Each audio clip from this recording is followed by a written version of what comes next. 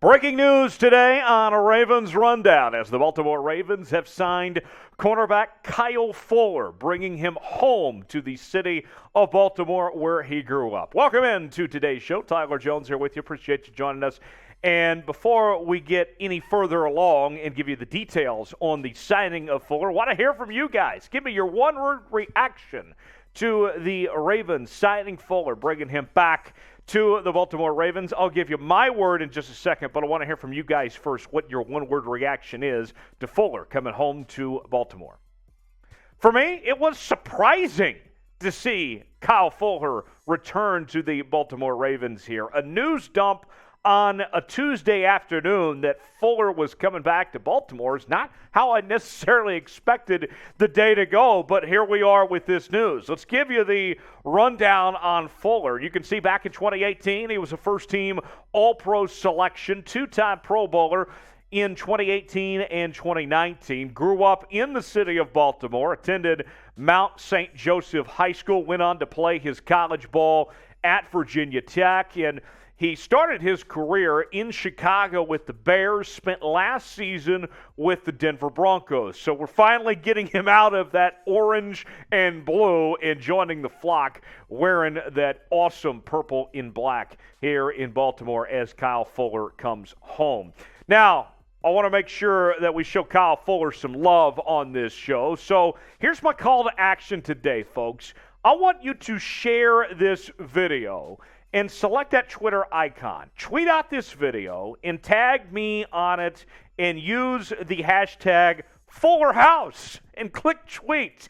And if you do that and tag me in it and use that hashtag FullerHouse, here's what I'm going to do. I'm going to give you a shout out on the show this week. And we got to do our part. We got to show our excitement, appreciation that Kyle Fuller is joining the flock and returning home to Baltimore. So if you do that, tag me in it. We'll make sure and do our part and show him some love here on Ravens Rundown. And I certainly would appreciate if you did that. Kyle would too. Here is a look at the Ravens depth charts. And Marlon Humphrey and Marcus Peters, of course, coming back off of injury. Two of the best starting cornerback tandems in the league. And now you slide in Kyle Fuller at that third cornerback position alongside Brandon Stevens, who will play in the nickel spot. And for Fuller, what I like about this for him is the production the last several years was clearly down.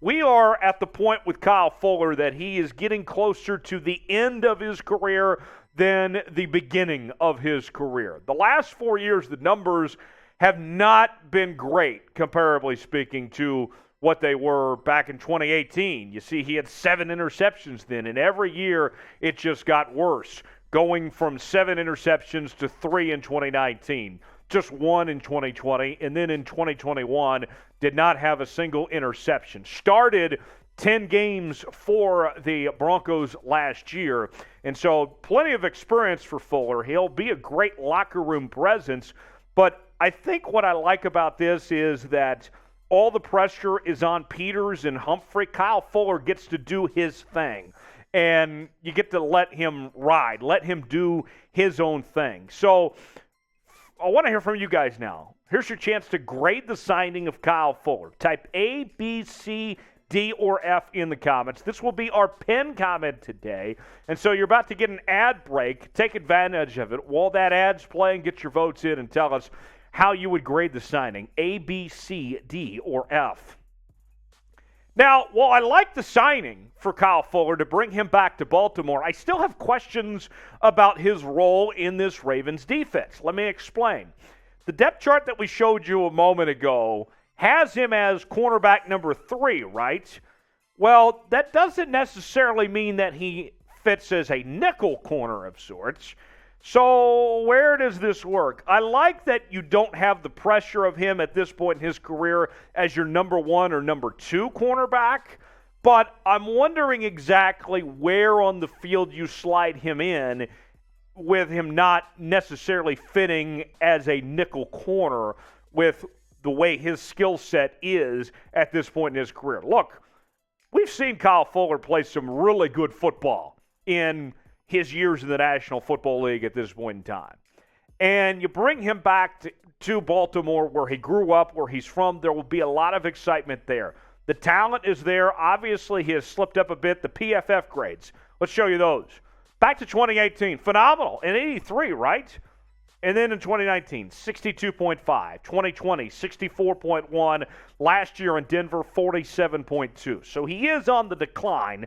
Those numbers are pretty obvious at this point in time. But now you take the pressure off him where he doesn't have to be your starting cornerback at that number 1 or number 2 spot. Where does he go? Because I don't think he's not a nickel corner necessarily, but for me, there is some intrigue there to see how this all works out. You're getting a talented player. It's probably not going to cost you that much. We're still waiting on the contract terms to unfold. We know it's a 1-year deal, but still waiting the dollar amount. Can't imagine it being too much money, but I like it, and it provides that depth. Because here's the other thing when we talk about depth.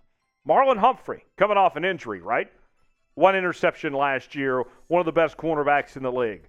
And then there's Marcus Peters as well, right? Missed all of last year with an injury. 2020, he was phenomenal with 4 interceptions. So, although in Fuller's case, while he may not be a nickel cornerback, and at this point in his career, he's not good enough to be a number 1 or number 2 corner at this point in time, he provides you that depth where if you're going to be without Humphrey, if you're going to be without Peters, knowing that they have an injury history, he can slide in to that role for a game or 2.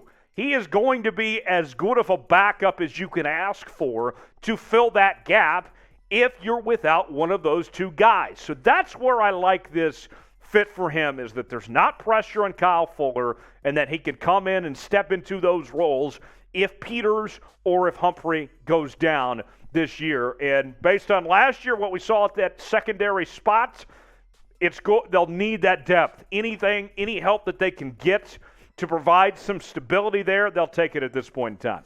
Ravens Rundown, bringing you Ravens coverage each and every day.